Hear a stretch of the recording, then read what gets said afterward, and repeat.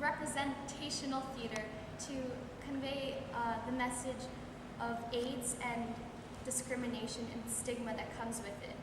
I hope for my monologue that understand the plight that people with AIDS go through, and that they're still people, and that you can't just dehumanize them and take away their human rights, because ultimately, no matter what, they're still a person. Ladies and gentlemen, our guest speaker, Malice King.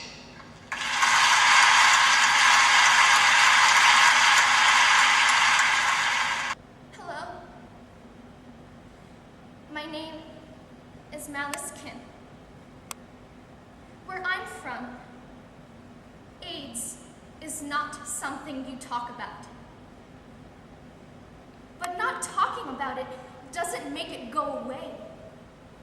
It's still there, waiting to grab you and suck you in, and soon you're suffocating. And there's no one there, because it's not their problem. I often think about what my life was like before I was HIV positive. It was easier, but it was never really easy. I'm from a small village in Cambodia near Siem Reap. It is a river village, so everyone there lives off of the fish. But one year, the fish prices got very high.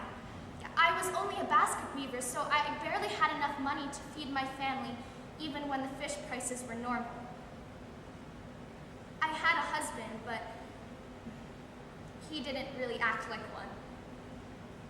He drank most of the time. All the time. And whatever money he made was usually gone by the time he came back home from the bar. It was that year when my 10-year-old daughter, Surya, was starting. I saw her get sicker and sicker each day, and I tried to help her. I wove more baskets, I gave her my extra servings of dinner, but it was never enough. I begged my husband to help us, but when he drank, we didn't exist. And I remember the day when Surya was so sick she couldn't even get up. And I thought to myself, I would do anything just to see her get better. So I went down to the river and tried to bargain with the fisherman to give me something to feed her. I had no money, but he didn't want that. He wanted someone to go out with him to his boat, alone. So I went with him, and I didn't come back until the next morning. I felt so awful, but when I saw my Surya walk again, it didn't matter. Nothing mattered. It wasn't until a few months later that I realized the fisherman hadn't just given me fish that day. He also gave me the AIDS virus. And when my husband found out about my diagnosis, he screamed at me and hit me and accused me of being a prostitute. I tried to explain to him, but he wouldn't listen. And he told me to leave because he didn't want to live with a whore. So I took Surya and we went to my parents' house, but my doctor had already told them. They greeted me with hatred in their eyes, and my father told me that I had disgraced the whole family and that I was no longer his daughter. They let me stay on Surya's behalf, but they wouldn't be in the same room as me or eat with me because they feared I would give them the disease. No one would do business with me. Health centers wouldn't see me. I was labeled as a slut, a skank, poor. But the taunting didn't stop with me. When Saria went to school, she came back home crying because all the kids had made fun of her and thrown rocks at her because her mother was a prostitute. Her teacher even told her not to come back because our kind was not welcome. Have you ever been hated by your own child? It hurts more than any other hate in the world.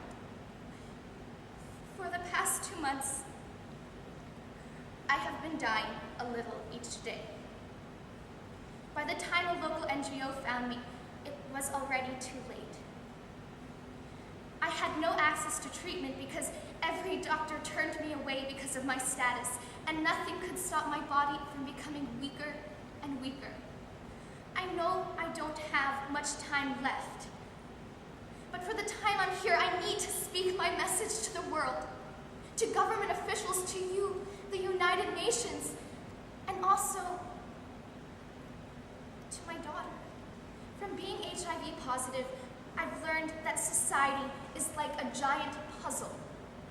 And if your piece doesn't fit in with the others, you're just tossed away. You're treated like a monster, and sometimes you can't help wondering if maybe they're right. The ignorance, the hatred, the labels, it hurts. What scares me the most isn't dying from AIDS. It's living with it. My message today is that stigma is not a cure. AIDS will continue to exist as long as there is ignorance and lack of access to information in the world. A person with AIDS is not a monster. They're a person who needs love and support. Hating them will do nothing. Discriminating against them will do nothing. The only way things will change is if governments come together to make anti-discrimination laws. If schools teach children the truth about AIDS, and if communities open their minds and their hearts. I hope that one day, other people living with AIDS will not have to go through a life of pain. That those they love will not turn their backs on them. That society will help instead of hate. And that their daughters will understand that her mother is only trying to do her best. Until then, we suffer in silence.